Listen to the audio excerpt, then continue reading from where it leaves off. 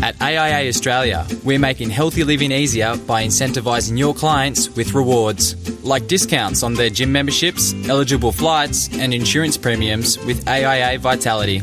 It's no wonder that we've reduced client lapse rates by 50% and helped grow client engagement. To find out more, contact your AIA CDM today. You're right, Tom. Welcome, everyone. Welcome, Andrew and David, Dylan, Ezra, Jessica. All right, Michael. There's plenty of names out there. So let's get kicked off straight away. Let's not waste time. We're going to spend a long time grilling Steve. Just a quick disclaimer. About 2 weeks ago, Steve Crawford, our guest, sent me a message saying that XY Advisor interviews, they need to be a bit more harsh on the interviewee. We need to kind of grill them and challenge their assumptions a bit more. So that's what we've invited Steve on, and it's going to be a little bit more tongue-in-cheek than what the normal interviews are. So just to interview Steve, he is what is he? He's a financial coach at Experience Wealth, and he is a teacher at Your Spending Coach. So Steve, just kick us off. Explain what the difference between being a financial coach at Experience Wealth is and being a sensei teacher at Your Spending Coach. Thanks, Tomo and Nashi, and thanks for having me on. And I've already given you boys license. There's no taboo, no off limits. I'll do my best to be authentic and try not to offend too many people. But I figure if you don't offend at least one person, you haven't tried hard enough. So we'll see how we go. Look, the main difference between a financial coach and a trainer or a coach at Spending Coach is basically the audience. So in our Experience Wealth business, which is in our XY, I suppose, consumer-facing brand, a traditional financial planning business, mortgage broking business, our clients are 20s, 30s, 40-something-year-old Aussies, and so that we act as their financial planners, but we try to really use the term financial coach because we see our role to be more as someone that helps them make smarter, more confident decisions around what they do with their money and coach them through that process, as opposed to just planning out steps or advising and telling them what to do. So that's on one side. The other side, at the moment, we have one coaching business called Your Spending Coach. We're launching another one in the next month or so called the XY Academy, not to be confused with XY Advisors. It is a completely different business.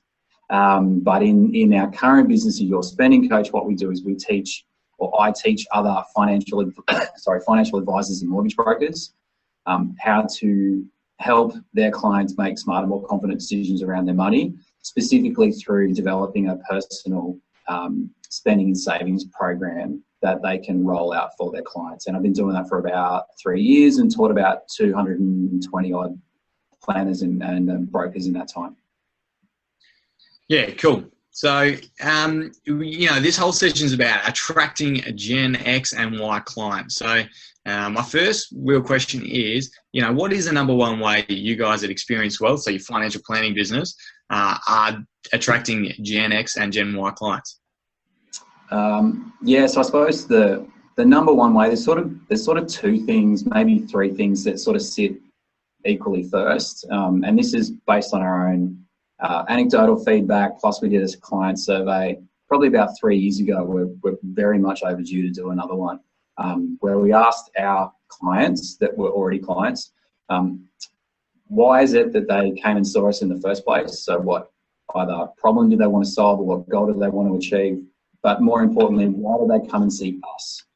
2, why do they pay our fees on an initial basis to get help? And then 3, why do they refer other people in to come and see us? And the top 3 things that anecdotally come through, but in the survey came through, was goal planning. So helping them sort out their list of crap that they want to do, goals that they want to achieve, and actually get off their backsides and do something about it. Most of our clients and some of our clients come to us with decent savings already. Some of them come to us and they've got really good income and they just want to find a reason to save more of that income and not spend all of it. But the thing that everybody seems to have in common is they don't have a process for making decisions around which goals to go for, which ones to park. If they want to blend goals together, how do they actually do that in a way so that they don't feel like they're sort of losing something in the process? And so we built a whole process around that, and I'm happy to share details with that, about that later if that's interesting. The second reason was money management specifically. So they earn good money. We talk about, I had a great term in the States from a podcast I was listening to this morning. I've forgotten the lady's name, but I'll get the details. She wrote a book called Pivot. Actually, no, it was a different lady. Anyway, lady. Yeah, what does it? Get another book. She talks about, she has high net growth clients instead of high net worth clients. And I think that's a really good way to describe the types of clients that we have. They earn good money, probably slightly above average compared to the Aussie average, but not a lot. They have growth aspirations, and growth goes beyond asset growth. It's career growth first and foremost. It's personal growth. It's relationship growth. But one of the biggest things that they realise is that and it's a common phrase I get all the time, and we get, myself and Chris and Sarah in the business. I earn really good money. I feel like I should be doing better with it. So having a system to help them harness that money and make better decisions around it, hopefully increase their savings, is the second thing. The third thing typically stems off property-related decisions as a demonstration of a goal, but there's a lot of debt management, knowing how to get a home loan the right way, not just what the bank's willing to lend them, or what a mortgage broker's pushing them into, and then understand how to structure the thing off so they can pay it off faster and still see what they've got for savings. So those are the three biggest things that why they come in. It's also the three biggest reasons why they pay our fees on an ongoing basis. They've quantified this with us. It's also the three biggest reasons why they refer other people in. To this day, 8 years down, we've never had a referral for insurance. And the only 98% of our clients have come from client referrals, and we started with 0 clients. So do the math. It's clearly the most important thing from their side.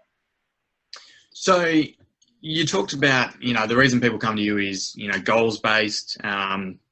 So do you still provide advice around insurance, super, investments, even though, your clients are saying that that's not really why we come to you? Are you still providing that advice?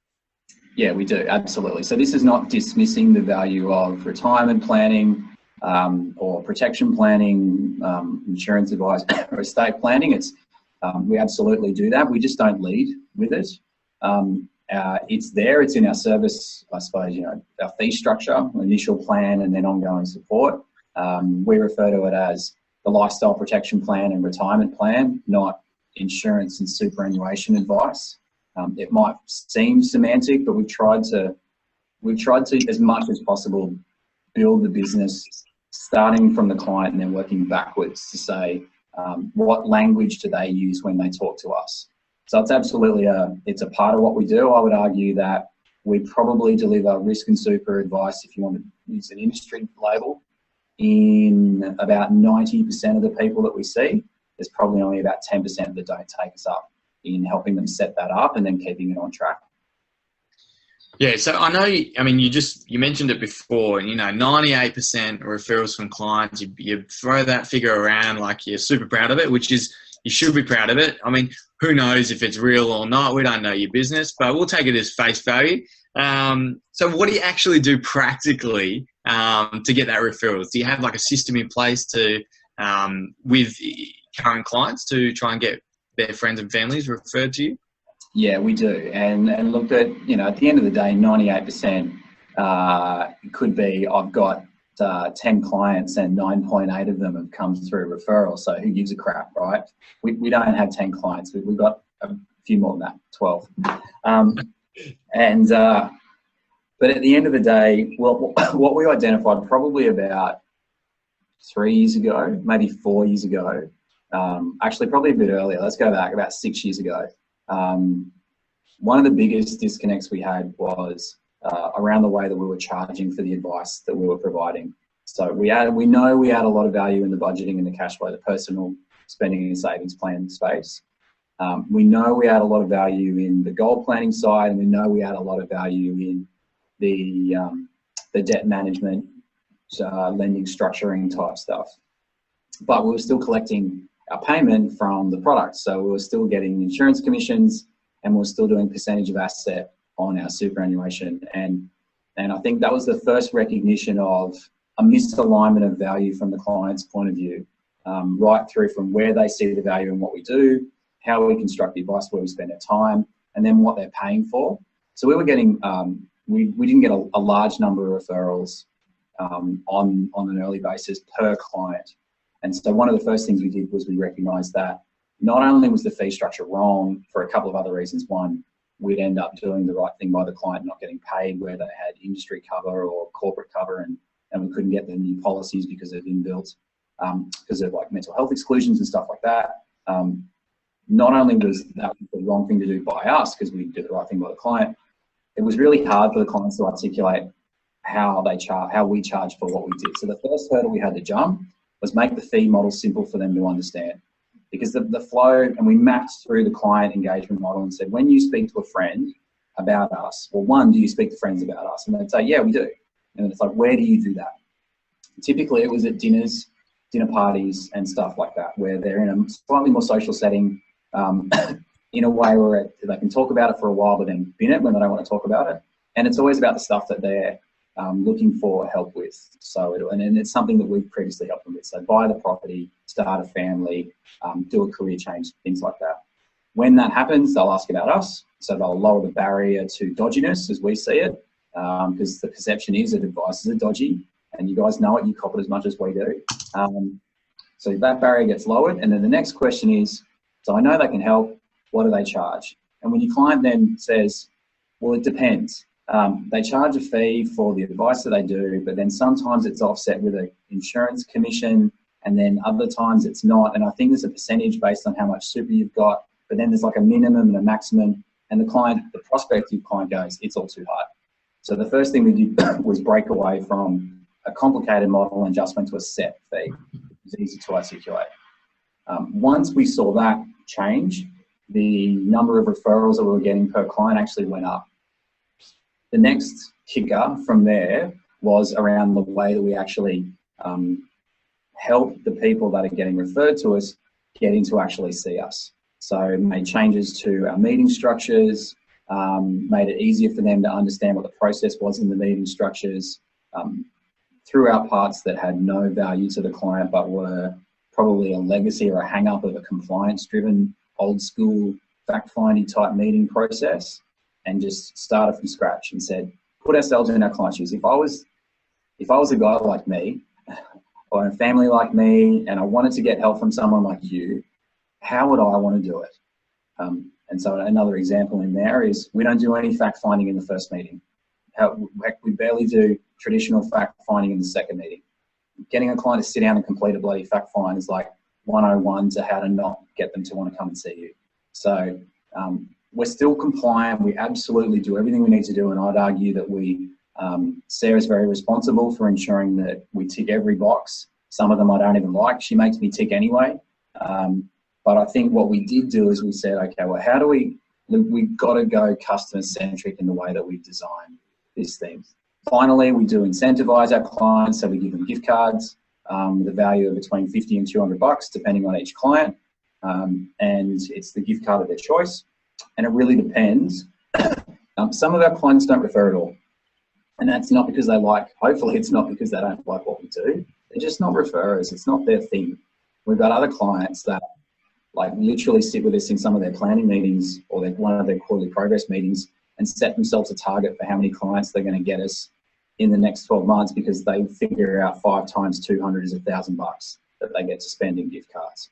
So there's a few steps to the process, and that's sort of how we got in it. Yeah, so given, you said you simplify your fees and you simplify the process and you incentivize your clients. Do you think if every advisor watching pretty much did those 3 things, we'd hit that 98% referral mark that you guys are hitting? Or is it just because Steve Crawford is such a superstar that we're not going to be able to do that? Clearly it's not this guy, right? So it's not it's not just about me. There's a Crawford factor there. Let's be honest. It's a little bit. It's not a lot. There's a little bit. What it is we've built a model. And look, we lose clients. Like, I'm not sitting here pretending that we're amazing. We've never lost clients. Everyone's beating down our door to get in, and it's like we're not that, right? So we're clearly fallible. I think what we've done for our cohort, for me, for my exes, for Willow and his wives, what we've done is we've recognised that the financial services industry en masse is not built for them. The financial planning industry and the mortgage broking industry, arguably even to a lesser degree, en masse is not built for them.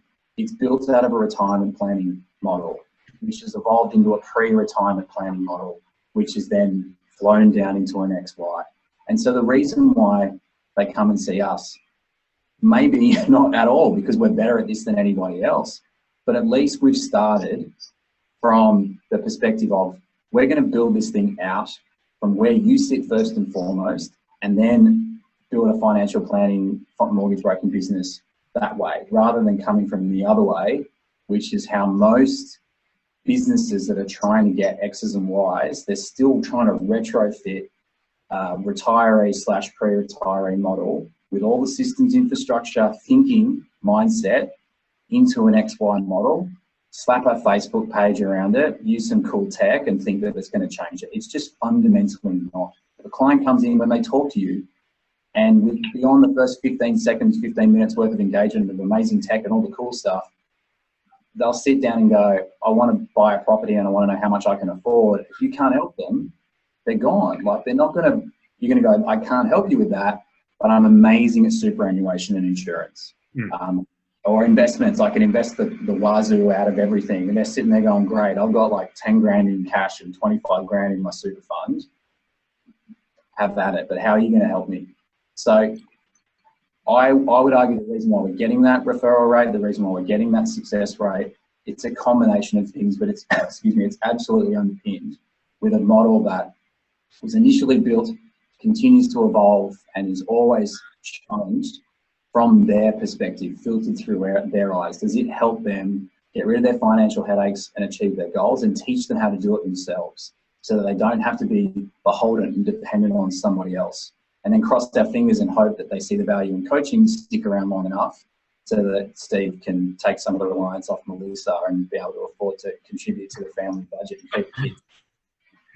I mean, I've got plenty of questions, and I know others do. So remember, if you're watching, just click on that chat button and write your questions. We're going to get to them at the end. So I've got heaps of questions around your fees and compliance. I might just start with a quick yes, no, short answer, which I know is going to be hard for you, Steve. But do you think that if we move away from this old way of doing business where it's built around retiree planning and focus on Gen Y and Gen X, we need to become self-licensed so we're a bit more less hamstring around the old school way of thinking about compliance? Because you can't mute me because it's going to be bad for your viewers, the answer is it's not a straight yes, no. The answer is no. I actually answered this at the IFA Business Strategy Day, where I was on the panel thanks to the good people at IFA and Alex Vikovich, go Vico. And they asked me, look, he put me on the panel for the same reason, to be confrontational. He asked me the same question. Do they need to be independent financial advisors? Now, right off the top, in case ASIC's listening, we are not independent. We have legacy insurance commissions. We get mortgage broking commissions. We are not independent. What we are is the people that own our license is the Crawford family and the Williams family, and there's no bank that's aligning in there. The answer that I put to Alex is the same answer that I'll give you guys. If your licensee is stopping you from providing a financial coaching, financial planning, financial advice, business and model that is helping you and your clients get everything you want, if your licensee is stopping you from doing that, then find another licensee or get your own license to be able to do it. If they're not stopping you from doing that, you don't need to go and get your own license.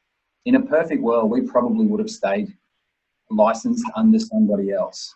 But because of the way we wanted to run our practice, because of the way that the types of clients that we target, and a general lack of understanding of what an XY advice model looks like across the Australian financial services industry, we sort of had to go on our own and stop expecting our licensees to understand and build it for us. It's arguably, it's not their job. It's their job to help the majority, not the one noisy, annoying little mob out of Port Melbourne who want to change the world. I'm surprised you don't have an affiliate link for the business strategy day course. You gave him a big promo. You put your love out there. I didn't get paid anything by Alex. I got paid in ego points.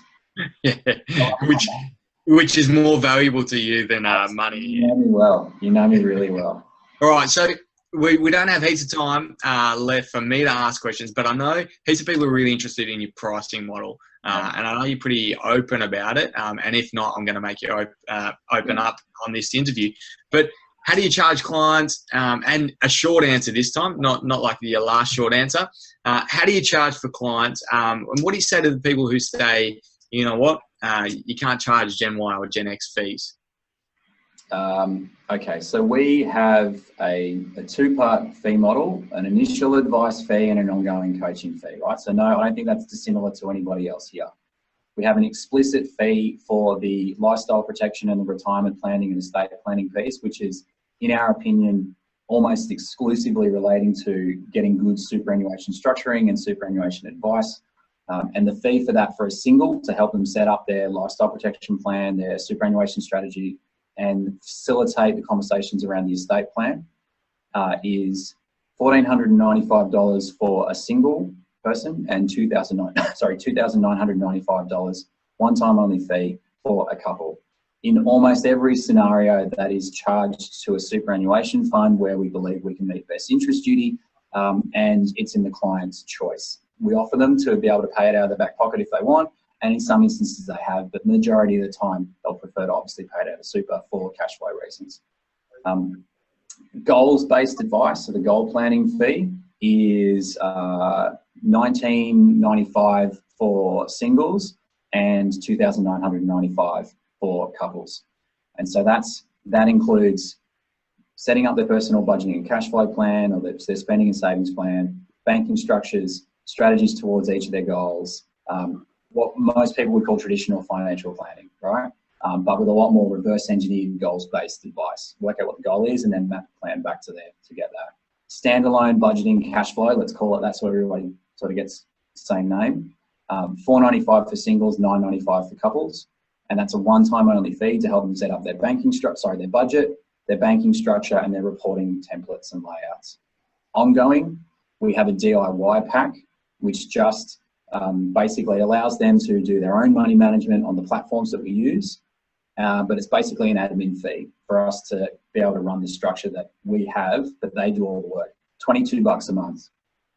Every time they break something, they have to pay us to fix it, and there's a set fee for that. Every time they want a meeting, they have to pay $220 an hour for the meeting.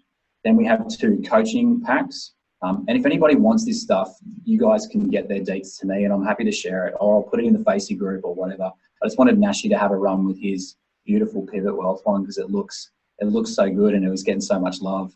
Before I put mine up there and everybody forgot what his name was, they said that bearded guy from Sydney. Virtual coach and personal financial coach. And the way that clients choose whether they want to be one or the other, a virtual coach largely acknowledges that they're really good at, they want to make decisions around what they do with their money themselves, and that relates to their goals, their super, their insurance, all of that stuff. But what they want is someone to tell them how much money they have to be able to make those decisions. So we do that level of virtual coaching. They get a video pack once a quarter from us. They don't get anything else. And they get their numbers crunched, and we do all of their personal financial reporting. Personal coach is that plus traditional financial planning, unlimited meetings, unlimited contact, face-to-face go-to meeting or virtual or video packs every quarter, plus a traditional annual review and any associated changes. And that is $300 a month for singles, $400 a month for couples for that pack, and the virtual is half, so $150 for singles, $200 for couples. Typically half of the ongoing coaching for personal financial coaching, if there's a superannuation element related to it, so i.e. they let us do the super stuff for them, the super, the risk, the estate plan, we may charge up to 50% of that fee to their superannuation fund, but we offset that by reducing all insurance commissions which reduces any retail premiums that they have by about 25%. And we've done that for the last 7 years. You're never going to get a when you ask a question like that. And just to clarify, you don't take insurance commissions, you don't take fund, but you do charge mortgage broking commissions. Yeah, that's been a challenge for us, one to embrace, but we're sort of settled that they're clean comms. We asked our aggregator if we could strip out the commission out of the rate and then charge the clients a fee, and they said no. But for a couple of reasons. One, they don't want anybody doing it necessarily because it's too hard for them to navigate through, and the lenders don't let them do it. So we do mortgage broking as basically a loan write-up placement. Quite often, because we're charging for that banking and lending structure, it's a conflict for us to manage because obviously we get paid if they rewrite a loan. But I would argue probably in about 30% of the cases, we'll keep the clients in their existing lender and implement our structure that way. Because one, the client doesn't want to move. Two, they've got a fixed portion to their loan so that it's not practical, or for some other reason. Yeah, I mean, I guess however you justify it to yourself, as long as you can sleep at night, Steve, that's fine. Right, that's enough questions for me. I'm going to throw it over to Ben, but remember, ask your questions, and there's been some questions already, and we're going to get to them after Ben asks some follow-on questions. Over to you, Benny. Thank you, Tomo. And I thought I'd just start with a comment because, Steve, you mentioned that you got these ego points from this presentation you did, but I thought that you were already at capacity. But anyway, I suppose that's by the by. First question, I just wanted to ask you around this service package that you mentioned on the $500, $1,000 goal setting banking package. Can you tell us more details about how that works?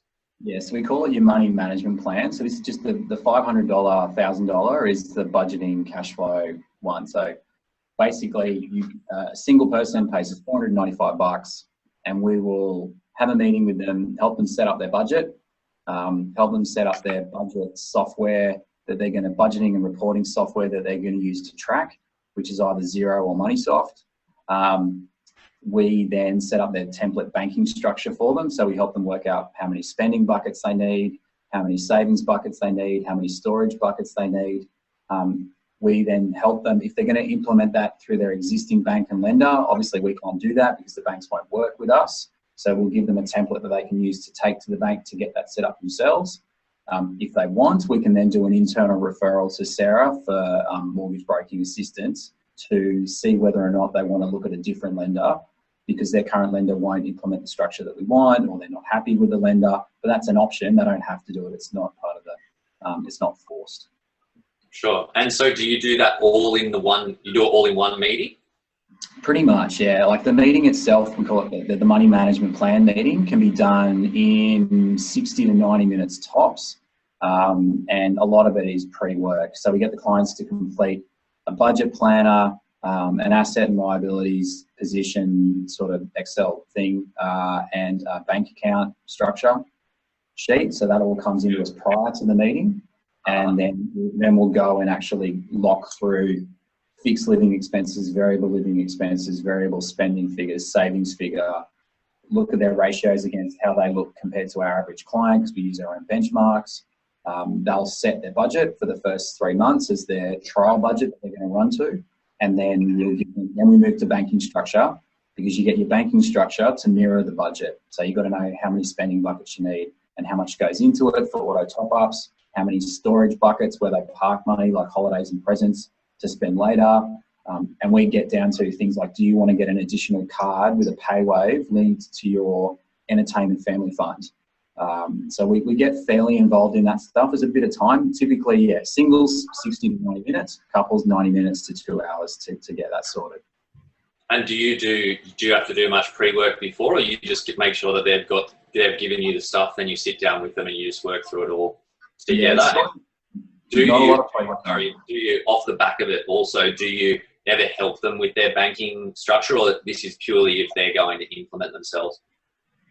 So we definitely help them with their banking structure, but only if we're legally allowed to. So banks won't deal with us unless we are the mortgage broker on the loans and the bank accounts. So where they engage us to do that, and that's part of the service we offer under our mortgage broking side, which is probably a little bit different to a traditional broker. They're very good at getting loans, but they don't do as much on the banking side, whereas for us, banking's more important than loans because banking's what helps them pay their loan off faster and know where their money is. So if we can help them because we've set up the loans, then absolutely. We go to the nth degree of working with the branch to actually get all the cards ordered the day when their loans are created, all their sub-accounts are created, all the nicknames are created, all the transfers are ready to go. Like, we do literally as much as we can do without taking over and telling them how to spend money. If they don't get us to help, then we give them an idiot's guide to be able to take it to their bank and ask them to do it for them. Sometimes we get them coming back going, the bank won't do it, I just want to move now so that you guys can help me manage that aspect of it. Mm-hmm. And then does that fall under that same package, or is that subsidised by the mortgage commissions if you change their mortgage, or do they need to be a client? No, so they don't need to be a client. We do standalone mortgage broking, but we offer standalone mortgage broking, but to this day we've had probably only 3 clients just for mortgage broking. Most of them come in for both. Yeah.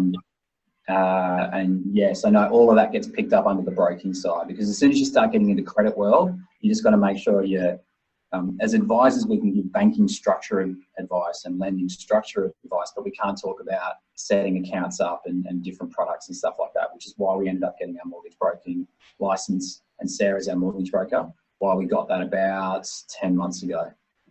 Uh-huh. And do you have then clients that aren't mortgage broking clients that you do cash flow management and help them hands-on with their banking? Yep. As best we can without breaking the rules. It's a challenge, right? Because you can only, even some clients will go to the extent that they'll go to the bank branch, sit there with their banker and call us to help them get the structures set up. And some bankers will then play the game and they'll do it. Other ones will go, we can't actually talk while this guy's on the phone because they're not attached to it and it's a breach of blah, blah, blah, which is like playing straight into our hands, because at the end of the day, what the client wants is a setup that makes it easy for them to do what they want to do. And if the bank won't facilitate that because they won't work with someone that's helping them, then they'll go to another bank that will. Yeah. Okay. And does that service then feed into your other, obviously it feeds into the mortgage broking side of things, but do you then sort of transition clients through to more coaching, or what do you find is the take up of that and that transitioning into one of the other packages? Yeah, it's really it's sort of 2 things. It's life stage dependent, and it's more around the mentality of what role they want a coach to play in their life. So life stage dependent is basically saying anyone that's younger that is just them, has a goal, typically save money to get a property. They might take up our money management plan and our risk and super plan, and then do the virtual coaching pack, which, because it's only then $150 a month for them. And if they're getting us to do their super stuff, they can get an ongoing superannuation and insurance review. We sort of divide that annual review cost into part of the monthly fee. So they'll pay like $75 a month out of their back pocket, $75 a month out of their super fund. The younger ones will go, that's all I need. And the hope is obviously that they can progressively purchase up to the full coaching pack, because that's what we want, right? Because ultimately the clients that have the full coaching pack get the best savings results. They're the most engaged. They give us the highest number of referrals, and we make the most amount of money from it.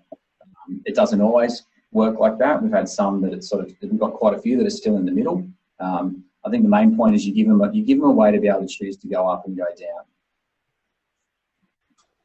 Okay. And so do you find that these people, when they take up that initial package, that they just sit dormant and then they come back when they're ready to transition up? Does that actually happen? Or is my experience when you leave clients alone, they tend to not do the things that they need or want to do? Yeah, so it's more in the ongoing. So the ones so we've got a DIY, which is the $22 a month. Basically, they're the clients that are in their own eyes, completely self-sufficient. The only thing they lack is a financial reporting tool to be able to see what they've got. So, and then they'll learn how to use it themselves, right? And that's probably been like 5 clients since we launched the thing about 12 months ago. Those ones don't come back. Invariably, most of them cancel out because they realise it's all too hard and they can't even do the work. The ones that are sitting in the middle, which is where most of it, or 50% of probably our last 12 months worth of clients are sitting, we've seen a lot of them actually go up. Probably I'd say about a quarter of those, because they just realise that even though we're giving them all the analogy I use is like in an AFL game, it's quarter time and you've got coaches everywhere, and then you've got a couple of players that are sitting off on the side, and their coach comes down and goes, here's your video of what you did really well, what you did wrong, and what you need to improve on. Good luck for the rest of the game. And we'll see you at half time. But when you can't ask questions, it's literally, here's the information, you make decisions. And then there's people sitting over there with the coaching team that are saying, okay, there's your video plus, these are the other things that you need to do to get better. Typically what we find is people get to a crossroad there where they go, I'm okay doing it myself, excuse me. But what we're hoping is most of them go, you know what, I'd actually prefer to get some feedback around how do I get better? I've got my savings figure coming through now. What do I do with it? So it's really built to be like a middle ground for people that are undecided as to whether they want to do it themselves or do it with a coach. We don't see it as a long-term home. It's really to give you a place to enter and then go up or out. And the hope is obviously they go up, which we're seeing so far. But that one's only been going for about 12 months. Okay. And where do people typically start? Do they normally jump in at different points, or what's the most popular service package that people engage with? So singles, typically the most popular one is younger singles, no kids, is money management with the risk and super, and then the middle virtual pack. Couples with that have got a lot of crap going on, getting married, buying properties, starting families, will go to the full coach pack, full support pack. And that's the predominant mix of who we've got. We do have some school-age parents who I take on as well, and they tend to sit at the upper end as well. So really it's sort of people that are either getting at the starting out phase, they need a plan to help them manage their money. They get the risk and super because, one, it covers their backside because they understand their income's the single biggest driver of their success, so they want to protect that. And then two, trauma and stuff like that's really important to them. Blatant product flog. We're massive fans of using AIA and Vitality. I am in the AIA office and I am married to somebody at AIA, but it's been for a business that charges fees and doesn't take commission on risk. You've got to question why we're so passionate about this stuff, because clearly for us, we don't make extra money from recommending them. The reason why we're passionate about this is because it enables them to understand and engage in their insurance, where before all they saw was punishment money that they had to pay every month. Now they're actively involved in it. So that's another demonstration of how we've changed things. And couples, typically the whole thing. Yeah, awesome. No, we also love AIA, and thanks for their support of XY Live, of course, as always. One of the things, just before I get to questions, and I can see there's a bunch of questions coming in from everyone watching. If anybody else does have questions, feel free to type them in the chat box and we're going to get to them in just a sec. But I just wanted to ask you on one of the things you mentioned before on your referral fees that you pay to clients. Do you feel like that paying them a fee it's like a complicating factor, I suppose, or that it devalues the service because like they pay you a fee and then you pay them a fee? Like, do you ever have conversations with that around clients, or have it received, well, poorly, etc.? We've never had it received poorly. It's not a deal breaker. I think we get referrals. We would get referrals without it. What it is for us is it's recognition that, and this is part of the reason why our business is heading down the path that it is heading down with developing the coaching side, is we want to have a high touch, high relationship, high involvement, high value with a small number of clients. So we don't want to have 500 plus. And I know that might be contrary to where a lot of businesses are heading these days. We want to sort of work to the basis there, where I have like 50 clients and I'm nearly there. And then Willow has like 100 clients because he'll do the grunt work. And the way that we get those clients is through referrals. So we don't spend money on marketing and advertising, but we want to grow our business. So all we're doing is redirecting our marketing and advertising budget back into the people that are helping us grow the business. And we just thank them for being our advocates. And, you know, they don't need to take the gift card if they don't want to do it. They can on-gift it, re-gift it. Tomo loves re-gifting stuff. I've heard that about him.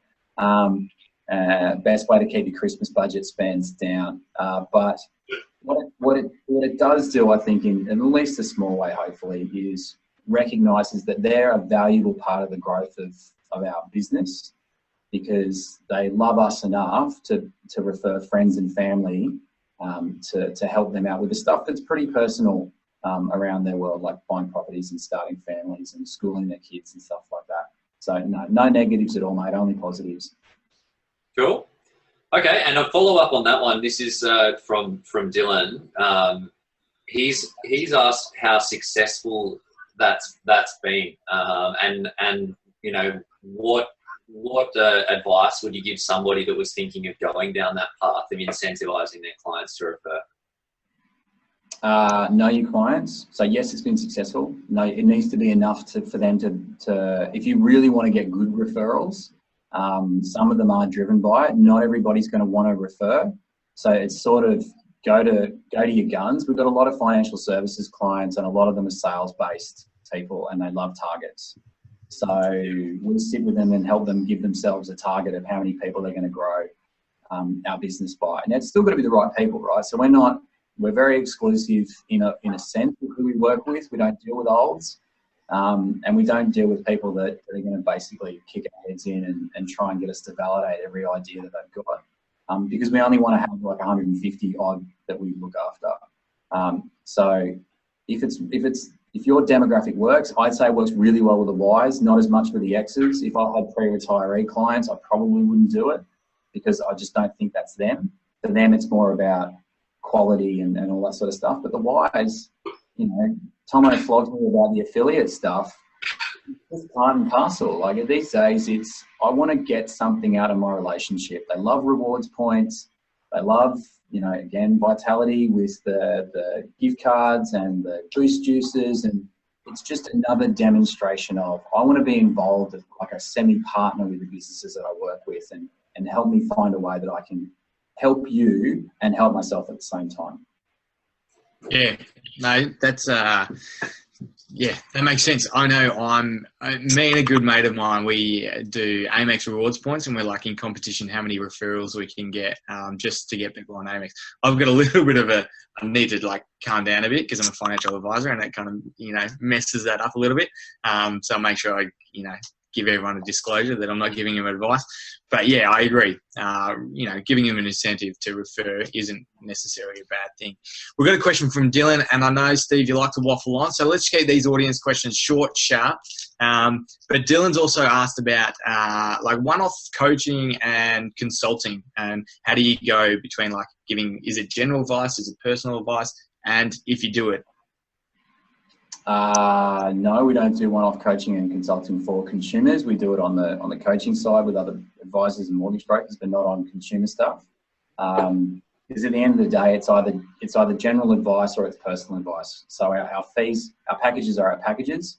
They either get help with the stuff that we're good at helping people with because that's what they look like and that's what they want, or we politely offer to help them find somebody else to do it for them. Short enough? Very short. Thanks, mate. Got a question here from Dylan, just about what your fact find looks like, high level. It looks like a bog standard financial services fact find. Okay. But the difference is it gets filled in from where we capture information in different sources. It gets pre-populated with all the information as we're capturing it through the different meeting stages. And then it gets sent to the client via DocuSign to validate all the information, and they DocuSign it rather than sitting down and filling out crap themselves. Because we're, like you guys know, we get the answers to most of these questions anyway through all the other stuff that we've got to get. We'll fill it out and then send it to them completed to sign off. Great. So next question from Amanda Pond, and she's asked about how do you feel about referring to property buyers agents? You said, you know, a lot of what you do is around property, whether it be for the home or investment. So do you guys actively refer to buyers agents?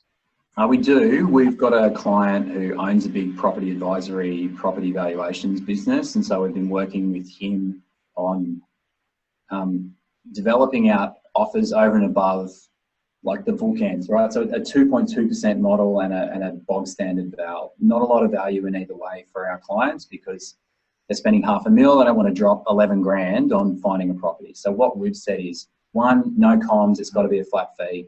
2, start to build out offers for us that actually help them. So they might have a list of 10 properties, give it a star rating between 1 to 5.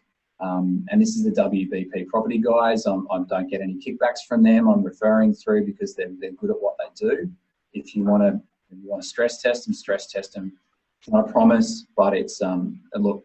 There's a lot of buyers advocates that I wouldn't send my clients anywhere near, and that's because they're glorified real estate agents that are getting clips left, right, and centre. They're lining up sellers and buyers, and they're dodgy as the day is long, right? So this is because you just don't want your clients making a terrible decision in this space. So finding one that's good is important. We've done the stress testing with these guys to make sure that we know that they are good. But you'd have the same list of questions. Do you line up sellers and buyers? Are you getting a clip on both sides or just one side? Can we do a flat dollar fee? Do you have anything other than a full buyer's advocate offer where we can maybe do like, is my property investment grade or stuff like that? Push them to challenge them to build an offer that suits you and your client base. And if they don't, go and find somebody that will, because there are ones out there that will. Not just ours, but other ones that are out there as well. Cool. Got another question here from Ross, and he's asking about how you attracted clients when you first launched the business. You said you started from zero. So yeah, how did you start? I corrupted about 40 of my mates, convinced my mates, about 40 of my mates to come and have a beer with me down in Docklands at a pub. And then I begged 5 of the 40 to come on board as clients so I didn't have to go with my tail between my legs back to corporate. With a promise and an intent to roll up my sleeves and work really hard. And fortunately, I managed to bag 5, and those 5 referred 5. And then it's sort of been onwards and upwards from there. So that's how I kicked off. So start by begging. I love it. So next question is from Stuart Barber. What's your revenue split between mortgage broking and financial planning? Yeah, so broking's still really in its infancy. We've got 3 revenue lines. We've got the coaching side, we've got the planning side, and we've got the mortgage broking side. So off the top of my head, the split this financial year, last financial year, we literally just launched broking, so it was stuff all. This financial year, it'll probably be about 10% of our revenue from broking, about 25% from coaching, and the remainder from planning. But our intention is to build the broking, build the coaching, and then hold planning and grow planning as it is. Cool. And what proportion of revenue do you think will come from affiliate marketing? Probably about 0.1% of dollar-based revenue.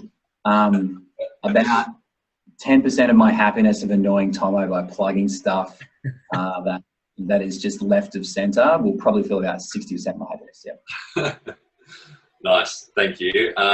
Good to clarify that one. And I got a question from Mark talking about the fees, and he says that your fees they seem a little on the low side for your clients, and it is quite a high touch. What do you target for total revenue per client, and do you find, have you, I suppose to add on that, have you done metrics around, time spent, money generated, and what the profitability of providing services at that level is? Yeah, so you're right, the fees are low relative to the industry, but they're high relative to the perception of value of what financial planners are worth. So if you look at the ING direct research around what Gen X and Gen Y are willing to pay for advice, it's like $500. So our top fee for couples is $6,000. So we're 12 times the expectation of value. I know because I've trained some advisors, I know that some advisors literally do exactly what we do and charge nearly double. So there's bookends, right? And now our opinion, you start with the client's expectation and then you go up, and then do it in a way where it jumps the hurdle from a cost point of view, but then you redefine how you get profit. Profit for us is lifetime client. Referrals, we don't try and make an enormous amount of money in the setup fee. We're trying to get lifetime client profit on the ongoing fee and not have to spend money on marketing to grow our business through the referral stuff. So we've deliberately structured it that way. The main growth avenue for our broader church business will be the coaching side over the next 5 years, where we launch a series of online courses and then hopefully roll them out through Australia and across the States. And that's where we'll make more money because we can leverage our IP. I don't think planning the way that we do it is scalable to 200 clients per coach. It's just not. You're just not going to get a good enough result from a client point of view. You're not going to add enough value. And so for us, it makes sense. There are ways to do like that middle package. Probably you could run 200, 250 clients because literally all you're doing is crunching numbers for them and sending them videos out, which take about 10 minutes to produce. You could definitely have a much higher volume of clients there. Awesome. Thanks, Steve. I know there's going to be more questions after this, and we'll move them to the Facebook group. If you're not already involved in the Facebook group, you've got to click on xyadvisor.com/community, fill out a quick form, agree to not flog products, not steal anyone else's IP. And I know Steve's going to jump on straight away after this and share his pricing model. But before we go, Steve, I've just got one last question. Random question. What type of conferences are you planning on going to this year? Yeah, it's a good question, Tomo. Look, the Experience Wealth crew will be heading offshore to the States to go to FinCon in October. But we've got a limited spend on how much we can invest in our team at conferences. And the best development for our team and our business for where we're at, we think we're sort of tapped out of how much value we can derive from traditional Australian-based conferences. We want to learn different ways, but primarily driven because of the coaching stuff, right? So if I was a new advisor and I needed to learn my craft, I'm definitely going to an AFA conference or an FPA or one of the industry ones or a licensee one. But I think it's going to come across as arrogant, which is going to be no shock to you. But when you're at the top of your game and people are now asking you how to do stuff, you've got to go and learn from other people that are better at it than you. And we don't need to learn how to be better at advice. We're good at that. We need to learn how to be better at growing our business in different ways. And because the coaching side is such a big focus for us, the answer for that is in the States. And so we're heading over with a few other advisors that may or may not be on this call as well, because I just think where else do you go to learn how to go big, go hard or go home than in Dallas, Texas in October at FinCon. Yeah, so just quickly, we're well over time. So I apologise to everyone's viewing and thought it was only going to be 45 minutes max, but I try to cut Steve down with his answers. But give us a quick rundown of what XY Academy is and why you stole XY Advisor's name. One, I've got an age complex that I'm going to be out of the Y side of it, and you just won't let me hang out with the kids anymore. Two, the reason why we're launching XY Academy is one, I love coaching other businesses. It's my absolute passion. I love having a financial planning business and mortgage broking business that helps other XY clients. But what gets me out of bed in the morning is business to business coaching at financial advisors and mortgage brokers. We're probably the only one of a few exclusive XY businesses in the country. We're definitely one of a handful that have developed an offer from scratch and that have been successful at getting people to come on board in a non-traditional sense. So what we're launching in XY Academy is basically a step-by-step how-to guide on how to build a XY financial advice offer. So everything from all the stuff that we've talked about today in a lot more detail. Like, I barely touched on our goals-based process. I barely touched on any of our action plan processes, how to run a quarterly progress meeting, all of the other stuff that we just sort of take for granted because it's what we do day in, day out. Other planners and mortgage brokers, to a lesser degree, are asking us, how do you do that? And no one else is going to teach them. So the hope for us is that if we build it in a way where it's valuable for you guys and we can offer it at a price point that is fair and reasonable, then you might ask us to get on board. But we're not ready yet. We're probably still about 3 months away from having the XY Academy one ready. The budgeting and cash flow stuff, your spending coach, is ready, and we have a workshop on the 21st and 22nd of March to help anybody out in the budgeting and cash flow space. Okay, that's enough flogging your wares. Well done, Steve. Thank you very much for joining us. And also, just I know Steve's already given AIA a massive plug, but we just really appreciate the support from AIA for making XY Live happen. So thank you very much, Steve. And if anyone's got any questions for Steve, follow up in the Facebook group. So we'll see you there. And next week, we're doing something a bit different with XY Live. We're going to do a forum. So the people who kind of make XY happen, we're going to be discussing a topic of going beyond the SOA. So it'll be a bit of an experiment from XY Live, but make sure you register, that we've already just put out in the chat box. So register, and I'll see you all next week. Thanks again, Steve. Thanks, Cheers, guys. Steve.